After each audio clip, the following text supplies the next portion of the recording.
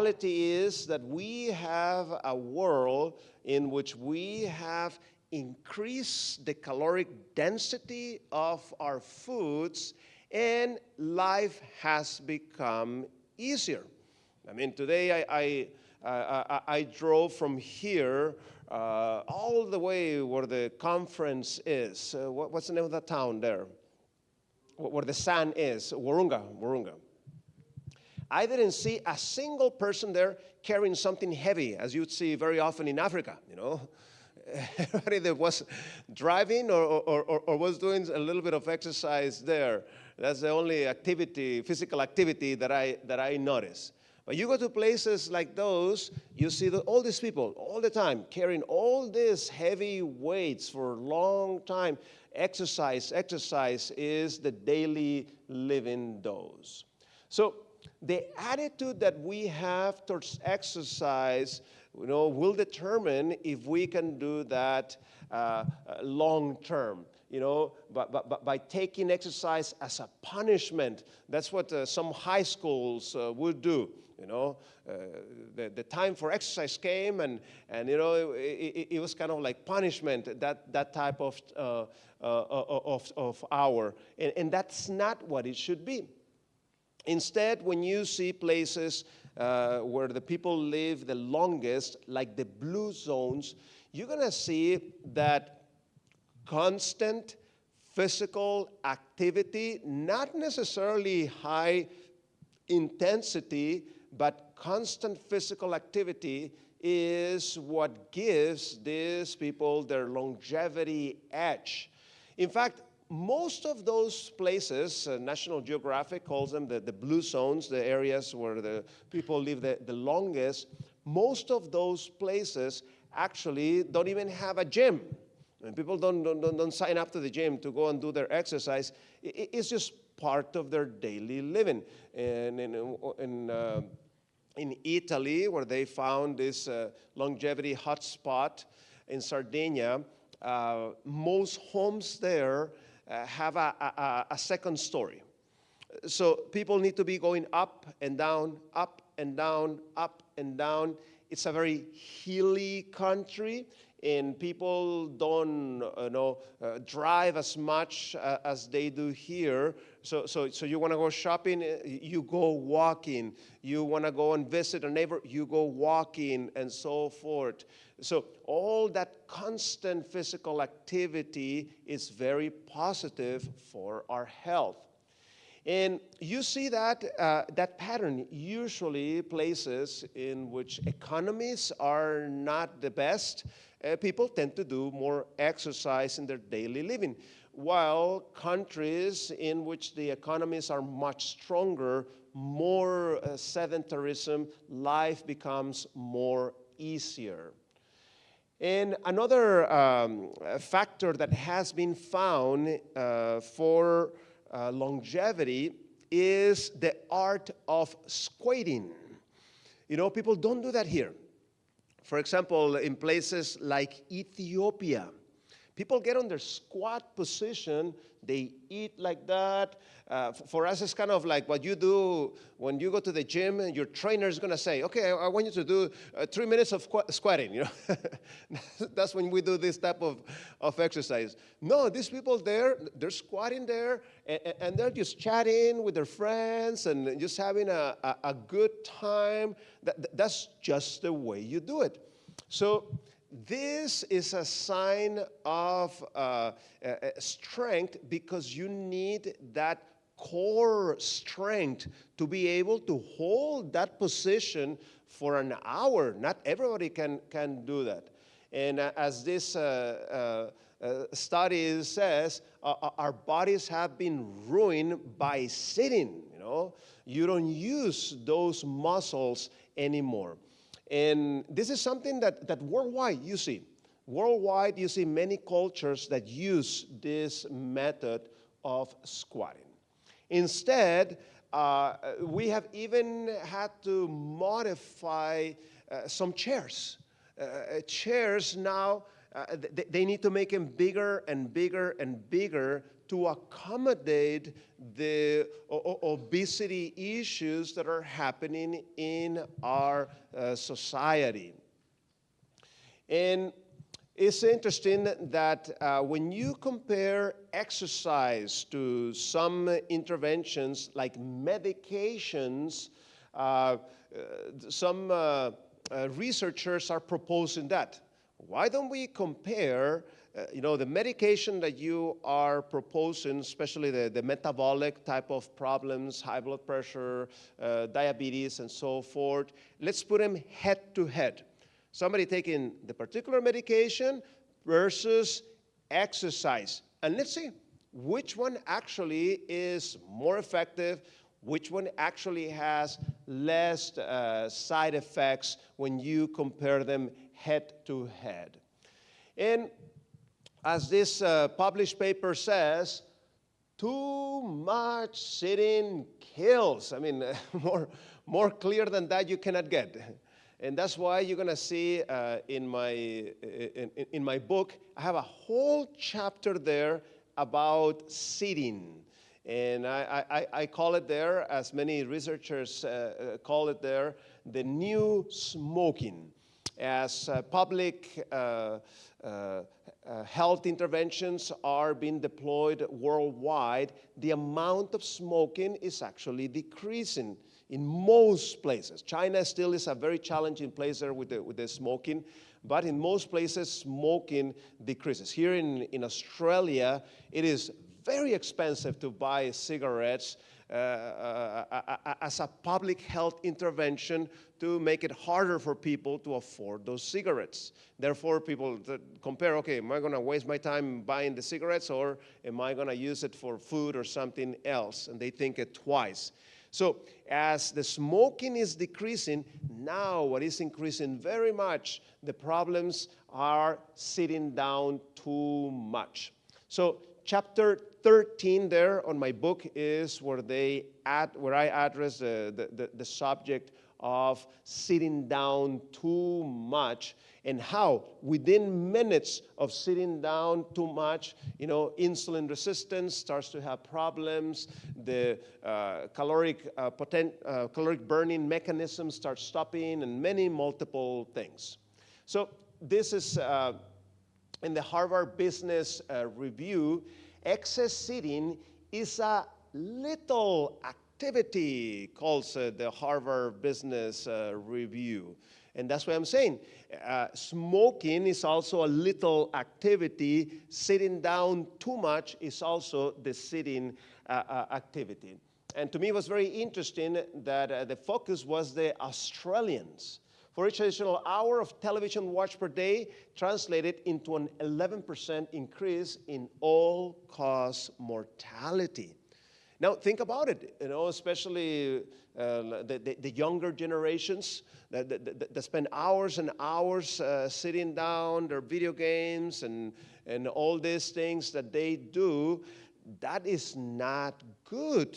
And that's why statistics says that we have come to that point that those younger people may not necessarily live as long as their parents are currently living due to their high-risk behaviors that they are doing. Another published paper, Too Much Sitting, the Population Health Signs of Sedentary Behavior. And they start explaining there how when you sit down too much, especially your metabolic health is what's going to get compromised. Talking about that high blood pressure, insulin resistance, and so forth. And this one is a very interesting study showing how when we measure how much activity we are doing, the more blue, the more sedentary the activity, the more red, the more high intense type of activity. And notice, just in a visual way, you can visualize why we are in big trouble. It's too much sitting. It's too much blue. If you were to run this graphic in something like the blue zones or these people in Africa that I was describing to you, you would see that this graphic is actually more in the yellow and in the red as an overall picture of how people usually spend their days. And here you can see, this is very interesting, how we are spending even our breaks in a sedentary way. So you have a break, you've been sitting down the whole time, you get a break and you sit down also for the break, and that's not good, you know. At least when they give you that break, take advantage and get yourself on your feet. That's going to help you, decrease some of these risk factors. Later in the week, we're going to be talking about a fascinating topic about the lymphatic system and your health. And you'll see how this connects really, really well. This other one, importance of assessing cardiovascular fitness in clinical practice. And this marker, respiratory fitness, that one is a very strong predictor of how long you are going to live. So if I measure, okay, I'm going to put you in a treadmill and we're going to see how much exercise you can do, that's going to give us, an assessment there of how good, how fit you are. So that fitness is a risk factor. If that fitness is too low, just as smoking, just as hypertension, just as high cholesterol, just as diabetes. So you may not necessarily have those health conditions or behaviors, but if your fitness is too low, you're in trouble because it is equivalent of how harmful that is to your health. So here you can see how low cardiovascular fitness was worse, than obesity, than smoking, than hypertension, than high cholesterol, than diabetes. That's how bad it is not to have that fitness. It literally is shaving years from your life. And this other one, very interesting study, what they were doing, they were checking multiple different factors that have an effect on things that will decrease your longevity. So you can see here that this is an important factor. So you would see things like high blood pressure, tobacco, alcohol use, pollution, diet low in fruits, high body mass, high fasting glucose, underweight, and so forth. And when you check that physical inactivity, that was a big problem worldwide. This is a pattern of where we're going. Some of these other factors through public health interventions, as I mentioned, things like alcohol and smoking, some of them may be decreasing, but this one was a prevalent problem throughout the whole world. And this other one, very interesting study. If you are in the floor, your ability to get up from the floor without necessarily grabbing to something, you yourself need to get up from the floor. If you can do that, you still have a good life ahead of you. But the people that were having trouble getting up, those were in big trouble regarding their longevity. So that's why it's not only the walking, but it's also the strengthening. Both things are very important for your longevity. And it's never too late. I was working in this lifestyle center in South Dakota for many years. I mentioned to you the pictures there with the faces of the presidents in the mountain. And this In this lifestyle center, the director was a physical trainer. He himself, knew even people like Arnold Schwarzenegger and this type of people because that's the world that he grew up. So when he got on board, he bought all this weightlifting equipment. And it didn't matter if you were a 75-year-old female or you were a young person, everybody was put there to do some physical exercise. The problem is that today, our modus of living, we don't do all those activities that we see, as I was describing to you, carrying things and so forth. So as a substitute for that, we do need to use that gym, in order to strengthen ourselves. We are chronically weak, especially in our core and our upper bodies, because we don't use those muscles in our daily living. Therefore, you have to compensate with that, and by strengthening yourself, then you can start doing activities like this, decreasing your risk for health problems.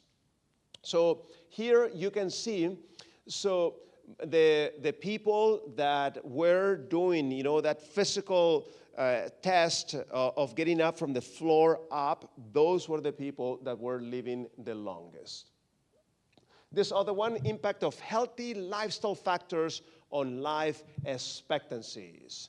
And here is very clearly how if you are, have issues with activity that's correlating with less length of life, while being physically active, you literally can add 3 to 5 years of life if you don't even change something else. But if you start changing other factors, now you add the diet factor, now you add the sleep factor, and all these things start accumulating, start pushing that longevity even more. So just the fact that you can start to increase your exercise, that's going to give you some years of life advantage. And this other one, people who are physically inactive for about 7 hours a week have a 40% lower risk of dying early. So just being physically active 7 hours a week is not that much if you really think about it, And the thing is that you need to put this in your schedule. If you say, well, I'm going to go for a walk, but if you don't actually put it there, okay, it's going to be from 6 a.m. to 7 p.m., it's not going to happen. You have to put it as part of your agenda and put it as something of high priority. Don't say like, well, if I have time. It's not going to happen. Other things are going to take, its place. Effects of physical inactivity on major non-communicable diseases.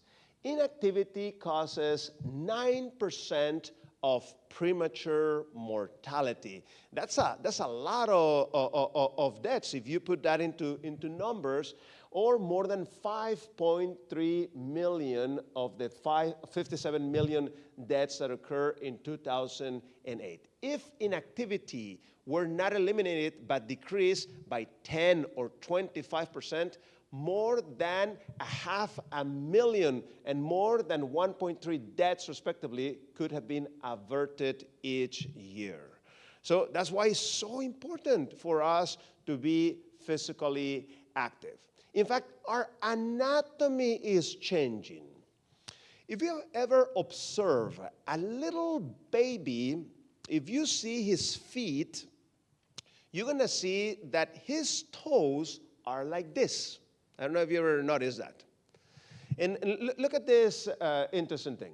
So when you put their footprint, you can see those toes are spread out. Yet, when you see that People that spend significant amount of time without shoes, I'm not encouraging you to do that, just for comparison's sake. Those people, their toes tend to be like that. And the reason being is because it gives more stability when you're spending significant amount of time on your feet without shoes. But people that use shoes all the time notice how the feet deforms. It's no longer the normal feet that the little infants used to have. Now our toes are like that with less stability, and this actually can get us in trouble because higher risk for falls and this type of things could occur later on. So is exercise medicine? Look at this. This is the editor of the American Journal of Cardiology. Exercise actually lowers your lipids, your cholesterol and triglycerides, decreases your blood pressure. It helps your heart to beat better. It helps the heart to rest better. It actually opens the blood vessels, so more blood can reach your whole body. It's a diuretic, so it helps the kidneys to work better. It's actually something that gives you a healthy hunger. It helps you reduce weight. It helps you sleep much better. It lowers your blood sugar. It gives you a more calm type of emotions. It's going to make you ready to go to bed much better, and it helps you remove depression. If I were to sell you a medication that was doing this, man, I would make a lot of money, isn't it? Because these are the problems that our society is facing. Yet, exercise is able to address all these different factors free. You don't have to necessarily, pay to get this just by doing your exercise. And this one also, this is from a Journal of the American Medical Association, of how these medications that they are trying to come up with, they still, they try to add as much as possible. They don't address all the factors. They could only address a few factors at a time, and side effects and all these problems that can occur secondary to that. This is one of our patients, classic patient that comes to us. This patient came to us because he had a problem with his weight. He was weighing 173 kilos. This patient had diabetes. He was taking one medication. This patient had a big problem with his blood pressure. Even though he was taking 2 medications for blood pressure, still his numbers were not good, 150/78. I want that 150 to be 120 or less. In only 18 days of doing the lifestyle changes by incorporating an exercise program, switching to a plant-based diet, improving his sleep habits, dealing with his emotional, psychological, spiritual aspect of things, this patient was able to lose 7.3 kilos. Notice his blood pressure, 116/72, and that is after we had to stop his blood pressure medication. If we didn't stop that, man, his blood pressure would have crashed way, way down, and that can actually be dangerous. His fasting glucose came down to normal levels. We had to stop his diabetes medication. Now, he finished that 18-day program. This is the New Start program in Weimar, California. And he didn't say, oh, I got better, I'm going to go back to my old ways. No, he learned his lesson very well. And from now on, he continued that healthy lifestyle at home. And you can see, after 5 months later, he already has lost 37 kilos. His markers of diabetes show that he is no longer a diabetic. And then 11 months later, when we do complete blood analysis, his blood pressure, look at that. Beautiful, that blood pressure, 110 over 68. His cholesterol, wonderful, 3.6. That's how I want to see your cholesterol. His LDL, 1.5, wonderful number. And the hemoglobin A1C, American would be 5.5, European or Australian, the one you guys use here, that will be at 37. So that means he is no longer classified as a diabetic. He no longer takes any medication, and his fasting glucose is completely normal. And you can see here, after a year and a half of doing those changes, after losing 64 kilos, look at him. No longer obese, no longer diabetic, no longer hypertensive. Is that good news or bad news? This is exactly, isn't it, what we want to accomplish. So as you can see, exercise is an excellent medication, and as we prescribe this, is going to have a big impact in our lives. So this is something that, you want to start little by little.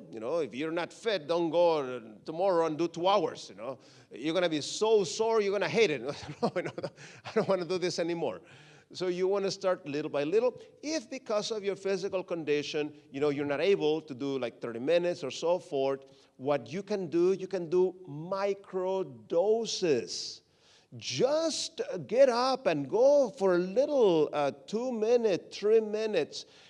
If you do that 10 times, do your mathematics, by the end of the day, you already have 30 minutes of exercise. That's much better than having been sitting down the whole time. So that's something that we need to incorporate. And as I told you yesterday, for those that were not here, as I started incorporating an exercise program, it totally rewired me. It actually helped me, improve in many aspects regarding my sleep, regarding my ability to learn things as I was in college and so forth. So what would keep you? What would keep you? So it's a matter of putting it in your schedule and start to do that. Another tip for exercise is do something that you enjoy. If you enjoy it, more likely to do it long term. And 2, find some partner that can be also an accountability partner. Because, there's going to be some days in which you're going to wake up, oh, no, I don't feel like, going. And so, but if you made, the commitment with somebody, a person is going to go and nag you there. Hey, you said that you're going to go. Come on, let's go. And that's going to actually encourage you to actually incorporate this. Another common question that I also get is, Doctor, I'm, working the whole day, and I'm like active and so forth. It's not the same as actually going out and enjoying a walk. When you're enjoying that walk, especially if you're doing it with somebody, you get in some engaging conversation. It's actually excellent therapy for married people. Then there's a time, that you're able to communicate and open up with your partner as you're doing this exercise. And now the attitude is different, In the work, you're under the time. Oh, yeah, I need to take 10 things, and they need to be there, in the next 20 minutes and so forth, and the stress and all these things. Well, when you're walking, just, listening to the birds and enjoying the sunlight and breathing the fresh air.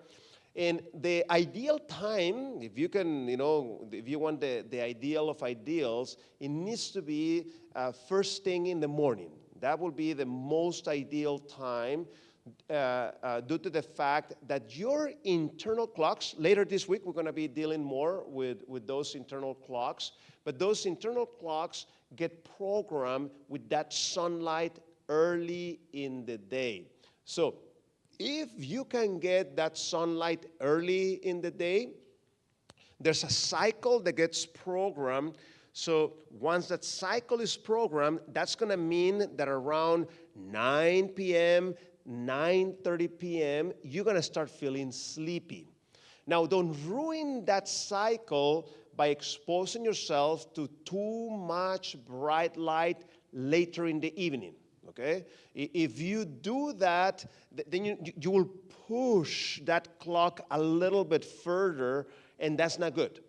Respect that cycle that you program for the morning. When you feel that tiredness, go to bed then, and then you're going to have a really good night sleep. So we're going to go ahead and take I guess a 10-minute break, and we'll come back for the next part of the seminar. Thank you very much.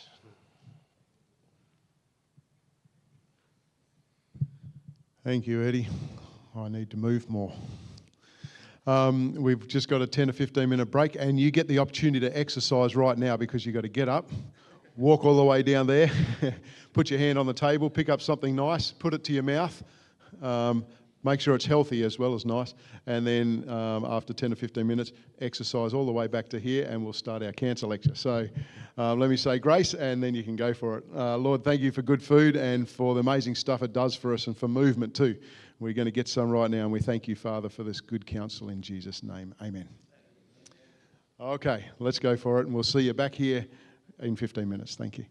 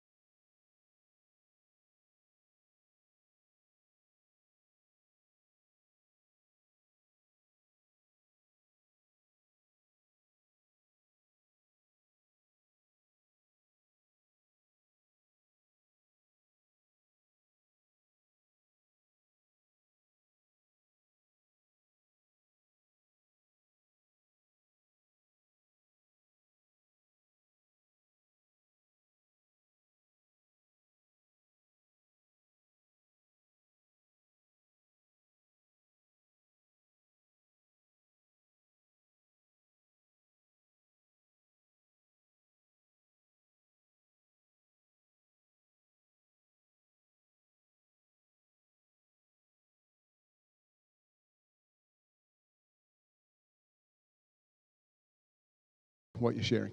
Thank you so much. Very good. I was earlier last year in Pompeii. This is a very fascinating place. Pompeii is like traveling in time.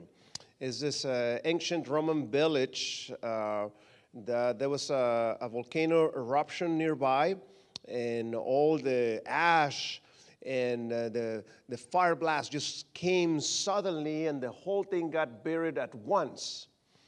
So as they dig that place, it's like taking a time machine and going back in time. You clearly see how people used to live. And you can see, the houses of the wealthy people, more elaborate and with more things and much bigger, as well as the houses of the simple people. You can see some of the art that these people used to enjoy seeing. In fact, the only image that we have of Alexander the Great actually came from Pompeii. And they don't think that's the original. They copy somebody else's, and that's how they kind of have an idea how Alexander the Great looked like. And as the fire came, it was this blast, really, really hot. It incinerated the bodies immediately.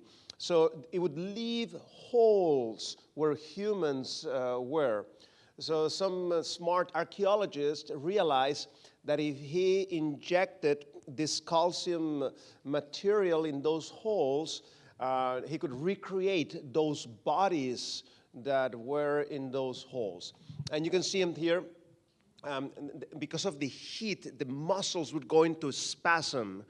But you can see even some details of the clothes that this a lady that she was wearing. Even the folding and everything. Yes, it's amazing the level of detail that you can see.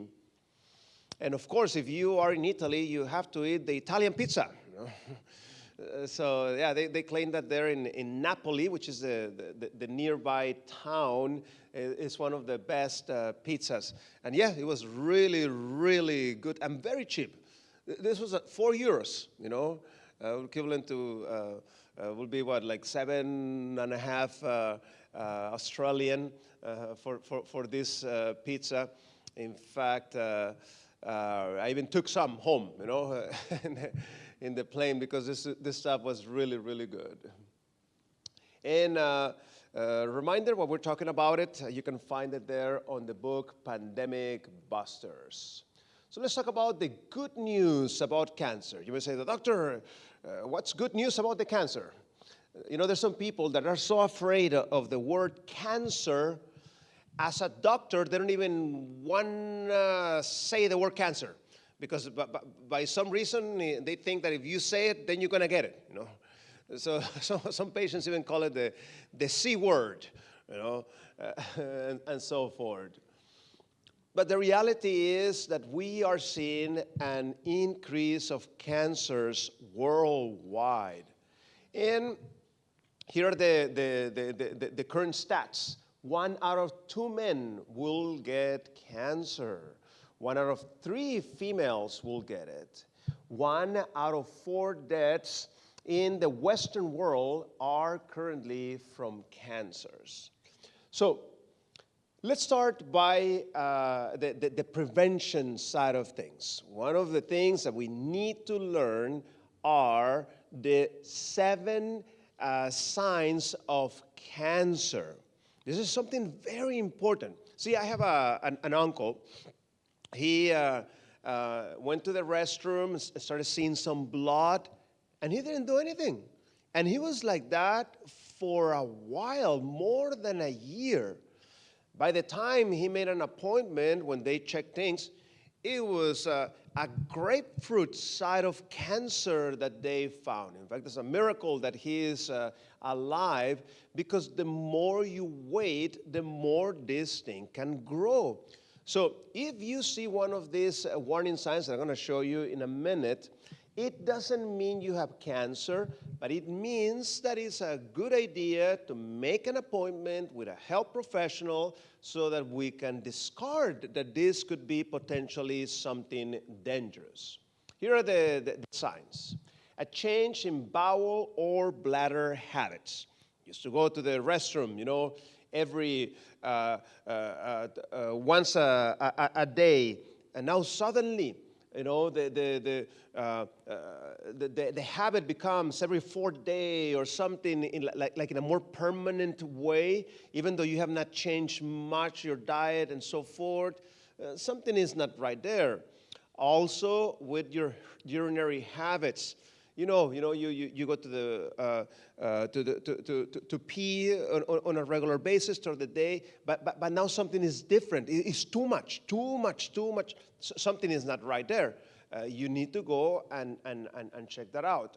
Another important one: a sore that is not healing.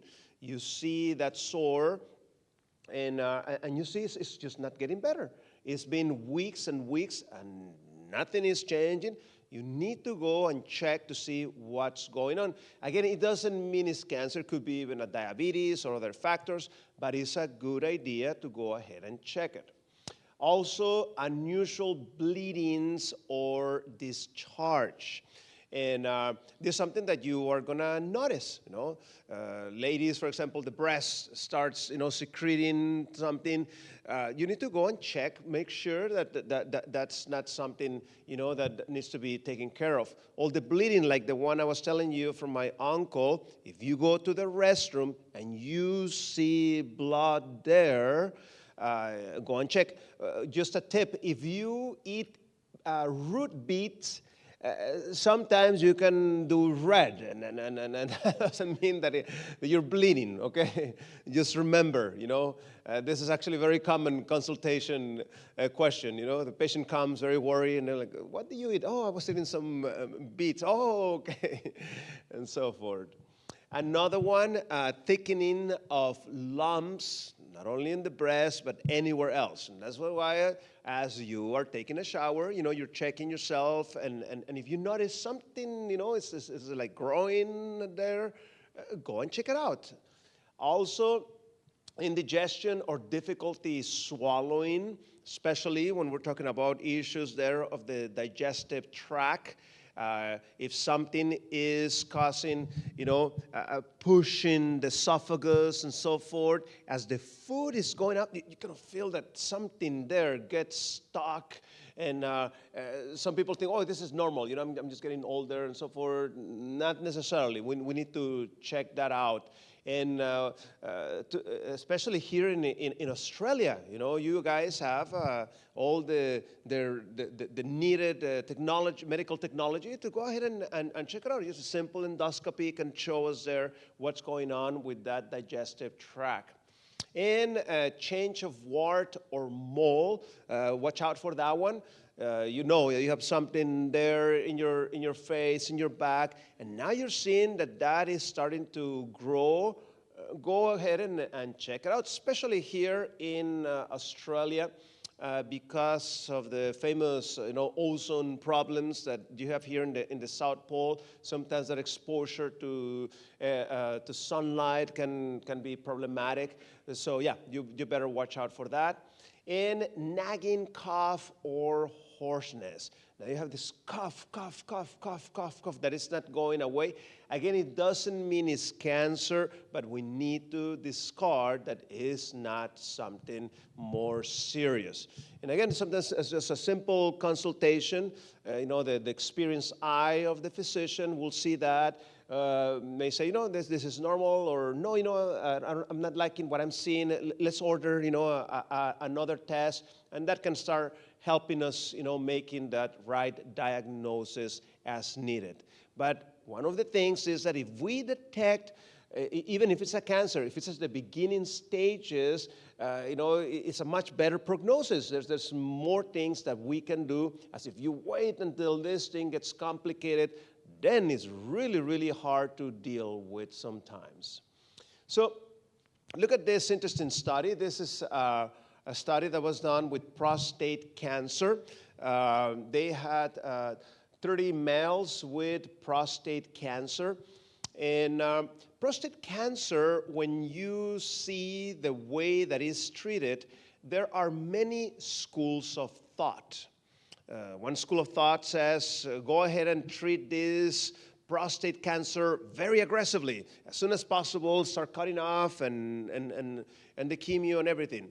There's another school of thought that says, you know what? Let's wait and see. Let's see how this starts, changing. If we don't like the way it changed, then let's go ahead and, go a little bit more aggressive and so forth. So that's the reason why when they went to the ethics committee and told them, look, what I want to do is, we want to apply lifestyle interventions on this group. The ethics committee said, yes, it's okay, because of that situation with the different treatment of the cancer.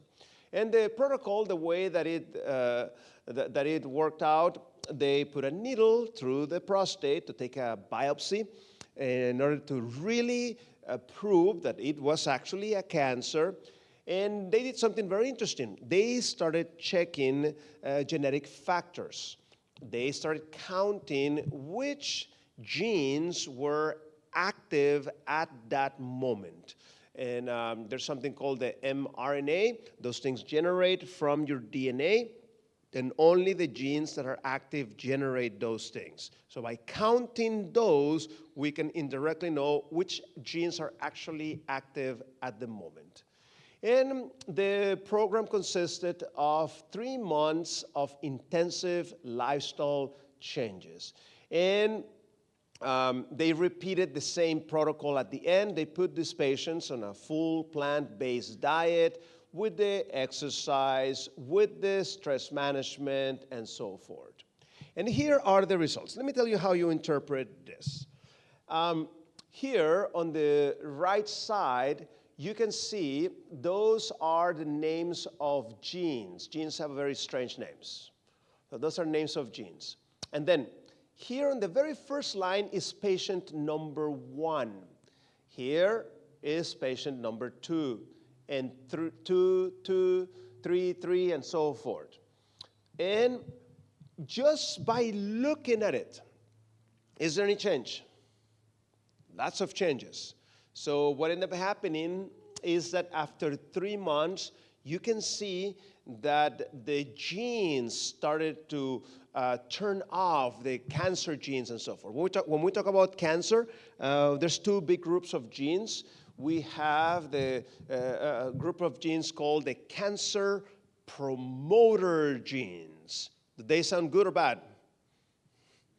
You don't want to have cancer promoter genes. You want to have them shut down as possible. And then the second group of genes are the cancer inhibitor genes. Are they good or bad? Good. I want to have cancer inhibitor genes as high as possible. Look what they published in the paper.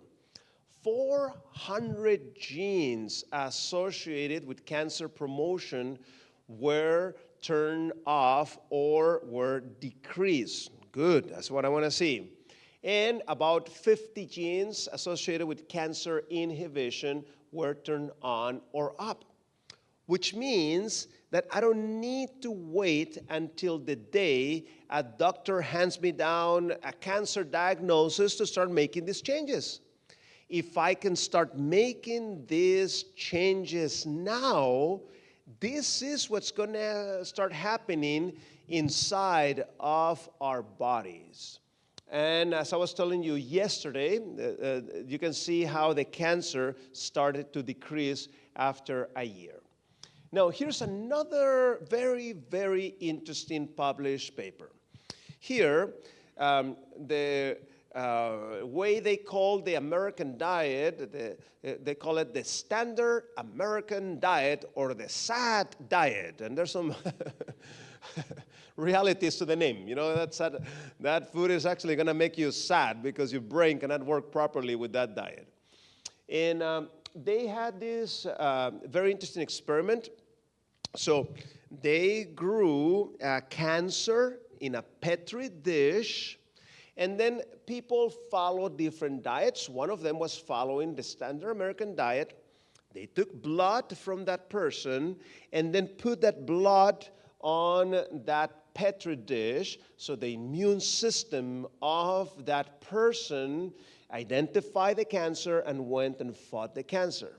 So first group was following the standard American diet. Even the standard American diet, has a little lettuce and so forth, and there still has some immunity. So the cancer decreased by 9%, the size of the cancer. Compare to people following a whole food plant-based diet.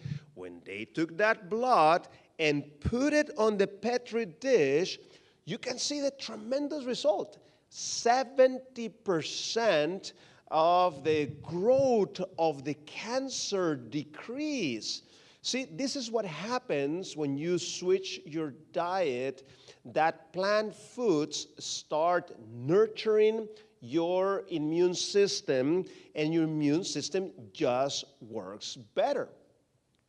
And you can even see it here. This is with the standard American diet. This is with the plant-based diet. Let me put it side by side. So this is the standard American diet. This is how much cancer was left after the plant-based diet. Big, big difference, isn't it? The cancer combating potential that the immune system was able to have. So something that we need to also understand is that stress can be good for us. Too much is not good. Too little is not good. Look at this interesting study. People that were experiencing this passive stress, they put them to watch a scary movie, and people that had active stress. Active stress is like what you get when you have this deadline and you need to hurry up and so forth. So these volunteers, they expose them to these different types of stress, the active stress and the passive stress. So for the active stress, they ask them to memorize some information, and you have to take a test, so that kind of stress you out, that you need to do that. While the passive stress, they were watching a gruesome surgical procedure video, You say, well, some people, are not used to the blood and so forth. And this is what they found out. Each person gave some saliva samples. In the saliva, you can actually see some of the immune system markers there with the proteins that are secreted.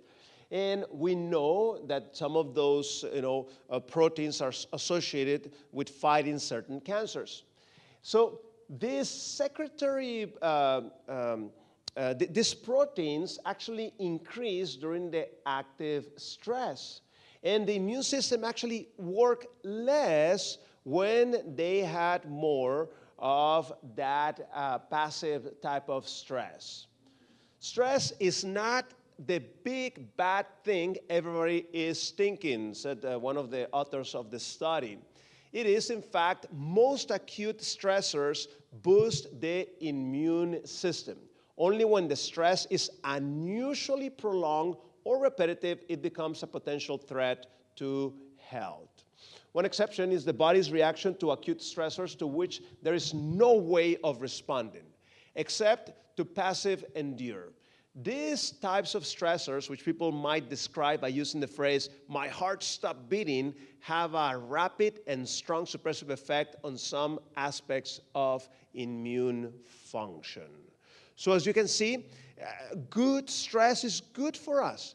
And this may explain why us physicians, we're in contact with all these sick people throughout the day, and somehow we don't get sick. Why may that be? Well, because of that, active stress that you are experiencing that is actually activating the immune system. So you have this graph that you can see how the activation of the immune system takes place. Too little, not good. Too much, not good. You need to have that type of curve. So that idea that I'm just going to sit down and I'm not going to do anything and so forth, and that's going to be good for me. Well, if you're in a very stressful situation, to take a break, that's good. But as a permanent thing, that is not good for your health. You need to be active. You need to be engaged. You know, if because of retirement and so forth, volunteer yourself. Do something with your time that creates some of that healthy stress, and your immune system will thrive with that. So notice this one also, very interesting. This one was showing that when you have the diet and the exercise, that's the point that actively your immune system works the better. It's able to kill much more of those cancer cells compared to people that were just doing exercise and compared to people that were doing some placebo, just to compare it against that. So yes, exercise is important. As you can see, can activate that immune system.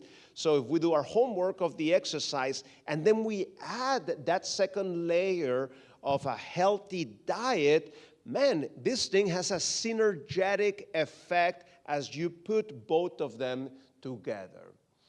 And this is the projector there in the back just went off by some reason. Okay, thank you. And this one was showing that exercise actually activates your health genes. Just 20 minutes of exercise, your immune system gets activated by that. Now, we need to deal with the carcinogens, and there's no question about it. The number one carcinogen is tobacco. I was telling you about China. China, quite the challenging place. 350 million smokers in China. That's a lot of smokers. I mean, if you take the population of Mexico, 124 million. There's even more than double the amount of the population of Mexico of smokers in China. So yeah, that's a big challenge there in China. They're doing good here. In Australia, decrease in it, but still, there's still many people that actually smoke. And there's no question about it. It is linked to all kinds of different cancers, the habit of smoking. Another one is coffee. There's no question about it. There's a relationship there. The more coffee, the higher the risk. Because caffeine is a co-carcinogen, it goes together with other ones and start causing problems. And it increases the risk for cancers of the kidney, of the breast, of the colon, of the pancreas, of the ovary. Not the best thing to be putting in your body. Another common carcinogen in our midst happens to be charbroiled meat. This one was published in the journal Science. And 1 kilogram of this charbroiled steak is equivalent to smoking 600 cigarettes.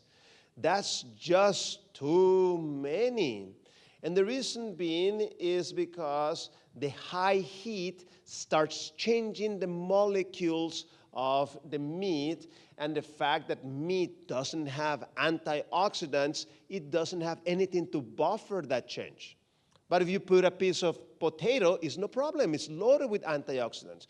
You put an eggplant there, no problem. You put a tomato there, no problem.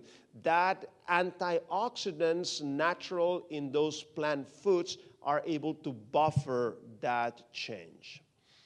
And you can see here, it's a very interesting pattern in Japan back in the 1960s. And so you can see that the increase of the cancers, the curve started changing very much. Here, the curve was kind of linear, and then suddenly, boom, started going up. And that happened as a result of a bad deal. Japanese people send their cars to America, and America sent their junk food to Japan. That was a really bad deal. And as Japanese changed their habits, prostate cancer, which was very rare, started becoming something more common in Japan. One of the things that we can do to improve our immunity, I mentioned that in page 81 of my book. It's something called the G-bombs. So those G-bombs are foods that we should be taking on a regular basis. So you want to eat greens, there's many different types of greens. Add variety, so that it doesn't get monotonous. Then the legumes and beans, your lentils, your chickpeas, your beans. Then your roots, your onions, your garlic. They're very good immune system enhancers. And one of the best immune system enhancer is the mushroom. Now, if you're not into mushrooms and so forth, visit a Chinese store. Man, this Chinese use more than 100 different types of mushrooms, little ones and big ones and round ones and long ones and all kinds of different types of mushrooms that the Chinese people use. And they are excellent foods to optimize your immune system, as well as your berries. And again, we have a nice big variety of berries today, from your blueberries, your raspberries, your blackberries, your strawberries, and so forth. And finally, your seeds. So those G-bombs is a good guideline as you go to the market and you're trying to plan, okay, what am I going to buy for the next week? Think about those G-bombs so that you can cover all bases. Look at this one, very interesting. How exercise actually improves the genetics of the male sperm, to the point that they found in this paper how fathers that exercise, their children are smarter, because you activate those health genes, and then that baby gets benefit as a result of that. So regarding the exercise, remember the 4 factors that we can summarize in the word fit. Frequency, how often we are going to do it. Intensity, how hard we're going to do it. Time, how long is going to be our commitment. And type, what actually exercise you will do. So just as you budget in your home, how much money you're going to spend the next month and so forth, you need to put that fit factor in your planning so that you can actually, have that nice variety, do the walking, do the swimming, go to the weights, and that variety starts exercising different muscles and get benefit. And I told you, I actually won even a few first places recently running in, the secondary, for that long, term type of training. Ministry of Healing 234, disease never comes without a cause. The way is prepared, and disease invited by disregard of the laws of health. So what we need to do, we need to get familiarized with the laws of health. And as we get familiarized with the laws of health, then we don't violate them and we don't get ourselves in trouble. So, for example, here it's interesting that this big study that was done.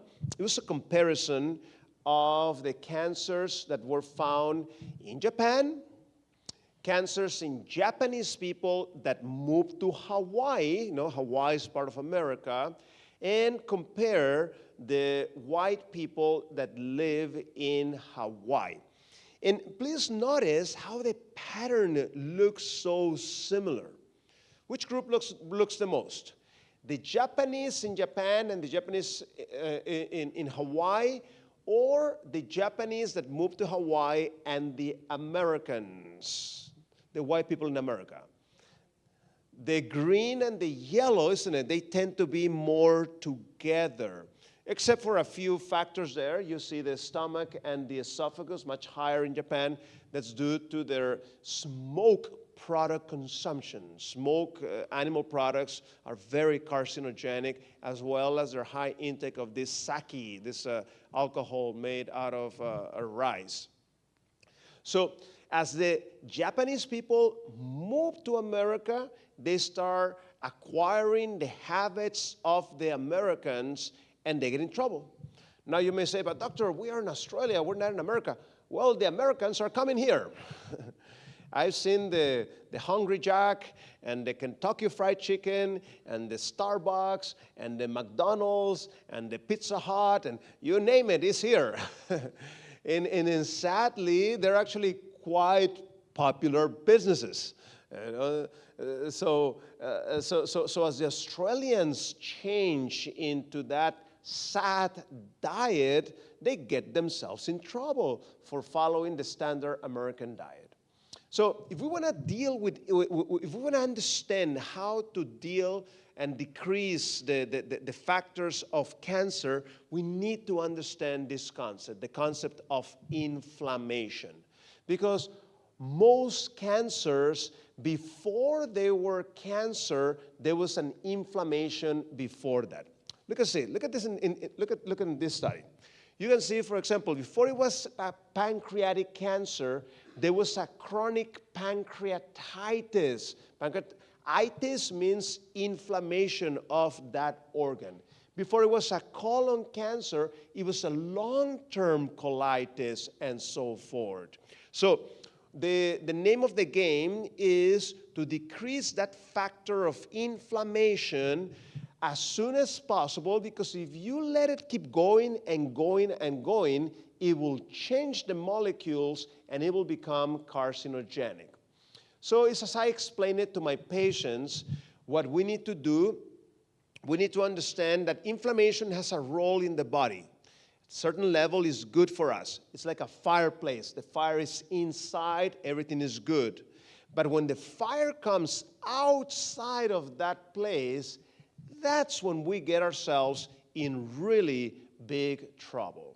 So among the most common carcinogenic substances that we see around include cigarette smoking, alcohol, excessive sunlight. Sunlight is good for you, but too much can be problematic. And you can see here that even certain substances like marijuana and alcohol can have a very negative effect. So this factor of inflammation is linked with all kinds of health problems, not only cancers, but the majority of the health problems, the origin of that is that factor of inflammation. So is inflammation a friend or an enemy regarding cancer? It depends. Your body actually needs inflammation to fight the cancer, but too much inflammation, that's not good. It's like putting wood on a fire, and that's just making that cancer to grow and so forth. Another very, very common factor for cancer is alcohol. Look at the numbers. 75% of all the esophageal cancers related to alcohol, 50% of the mouth, 50% of the larynx, 30% of the liver. And not only that, those metabolites of the alcohol continue going through your system, so even digestive cancers are increased all the way to the bladder. And look at this press releases. I told you so, why the American Cancer Society says to stop drinking. You know, the science is changing. In the past, it was more like, oh, the moderate drinking and so forth. That is no longer the guideline. Quitting alcohol may improve mental well-being and health-related quality of life. And this is from Medline, just a normal health education site. They take multiple studies and summarize them here of the problems that alcohol causes in the body. From changes in the behavior, shrinking breaks, brain blackouts, dependence, hallucinations, slurred speech, liver damage, pancreatitis, diarrhea, infertility, lung problems, fatigue, stomach distress, birth defects, sexual dysfunction, malnutrition, diabetes, numbness, thinning of bones, changes in coordination, and muscle cramps. All those things related to the use of alcohol. Look at this other paper published in the scientific literature. A bottle of wine has the cancer-causing potential of 5 to 10 cigarettes. As we mentioned, cigarette smoking is problematic. You're doing the same by drinking wine. Even like alcohol consumption is linked to higher cancer risk in this study that took place in Japan. And what some places like Harvard are doing, they're investing in vineyards, so that they can actually make a significant amount of money, but that's not the way that they should be doing it. Smoking and drinking can damage arteries very early in life. And this one is from the newspaper here from Australia. There is no safe level. What we're getting wrong with alcohol guidelines. It's not like, oh, it's just one, it's just half cup. That's too much. There is no safe level. Alcohol is a carcinogen. Zero tolerance, no safe level of alcohol, says study.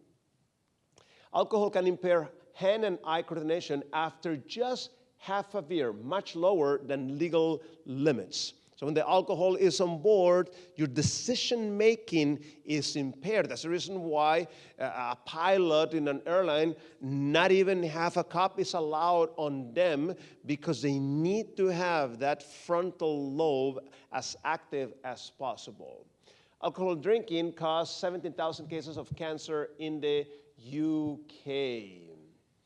Alcohol increases risk for cardiovascular disease. Not only the brain, not only the cancer, but also heart disease increases. And this one, look at this. This is the British Medical Journal. Alcohol must be recognized as a drug, said this paper there. Americans are drinking themselves to death at record levels. Any amount of alcohol consumption harmful to the brain, says this study. Behind the numbers, alcohol is killing more people than the opioid epidemic. Why are we not talking about it? Interesting, isn't it? Many times you see about these opioids and the heroin and so forth, the problems they're causing. Alcohol is even worse, yet somehow that's something that we don't talk about. We only talk about these other drug problems. Drinking alcohol makes you older at the cellular level. And this one, how increase of cancer, and in this study from Spain, our study shows that even at relatively low levels, the consumption of alcohol increases the ratios of cancer, and that is very concerning, says this one. Frontal lobe damage from alcohol may occur before general mental status changes. And the frontal lobe damage is one of the main triggers for dementia. You do not want to damage your frontal lobe. Heavy teenage drinking linked to abnormal brain development. That's something very sad, as we're seeing younger and younger people using the alcohol. How alcohol, this is a paper in the scientific literature, how alcohol industry organizations misled the public about alcohol and cancer. There's this, a PR going on behind the scenes so that you don't put the 2 by 2 together and realize that alcohol does increase significantly the risk of cancer, because that would affect their cells and so forth. I am surprised how happy I am after giving up alcohol, said this editorial in the English newspaper, The Guardian. So your brain cannot work properly when that alcohol is there, so you impair that. IQ research prompts warning over drinking alcohol during pregnancy. You literally are affecting the IQ of that baby if the mother that is pregnant is drinking alcohol. Alcohol causes significant harm to those other than the drinker. And that's the reality, isn't it? When that alcohol is being, used and so forth, the tempers flare much more. You say stuff you wouldn't say if there was no alcohol. You end up hurting your relationships and so forth. So that has this domino effect all around you. Maybe moderate drinking is not so good after all.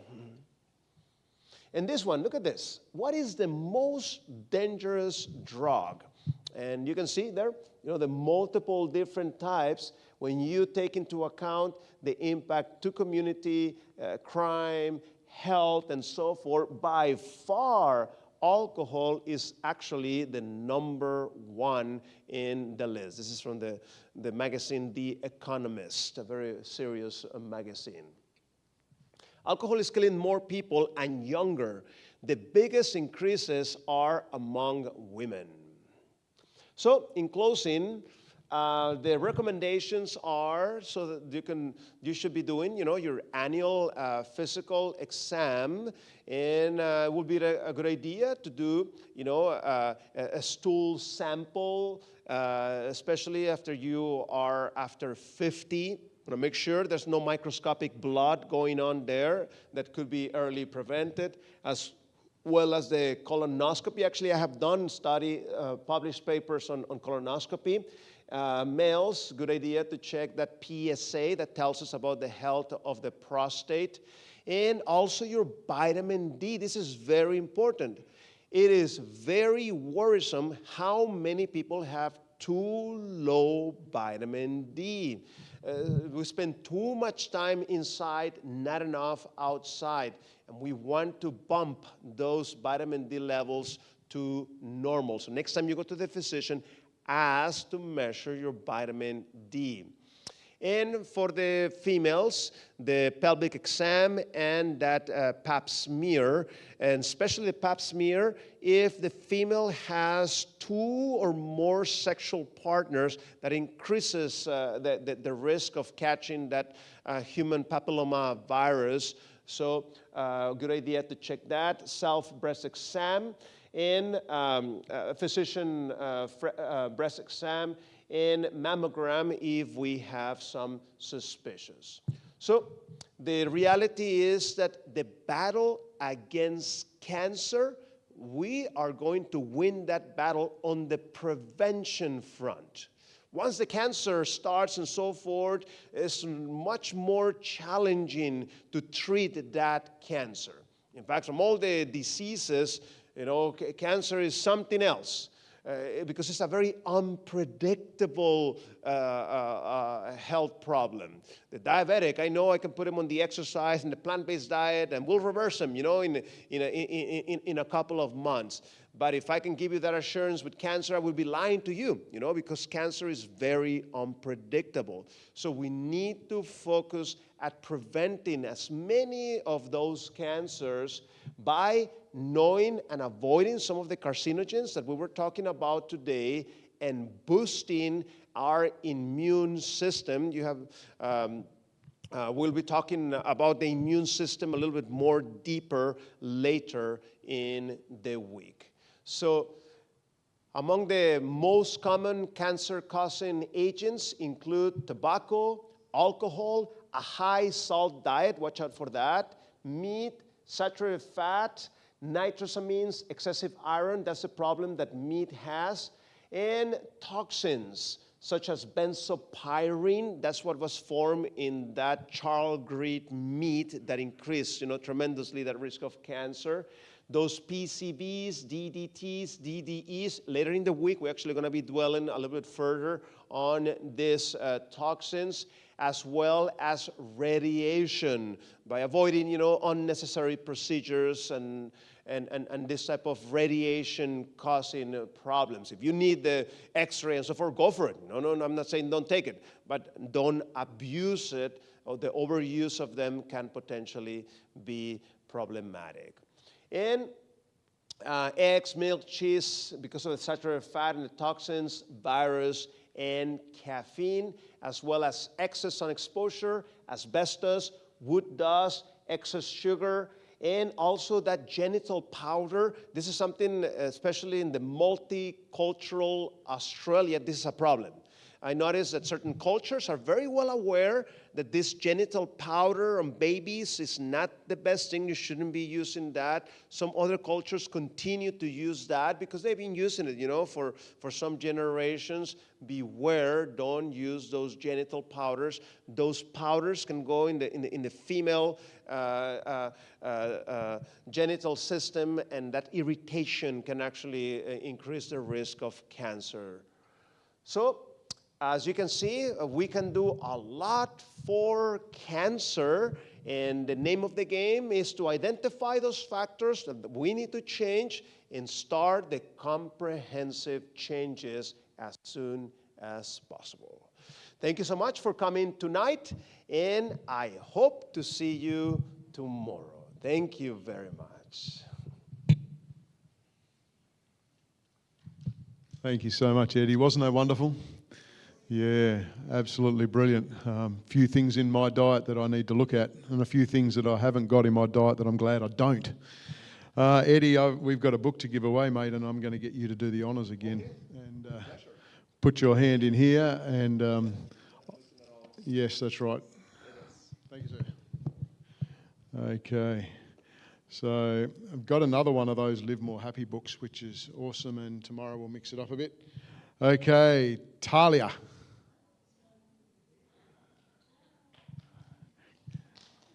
Congratulations, Talia. Here's your little gift book, and I hope that's a blessing to you. As oh, you got them at work. We're going to redraw because she's already got this. That's all right. I'll remember you, Talia, because we'll have some different ones tomorrow. Oh, yeah. Oh, can you just pull one more name out of here? Oh, yeah, sure. Yes. We're getting a second. Thank you. Kerry.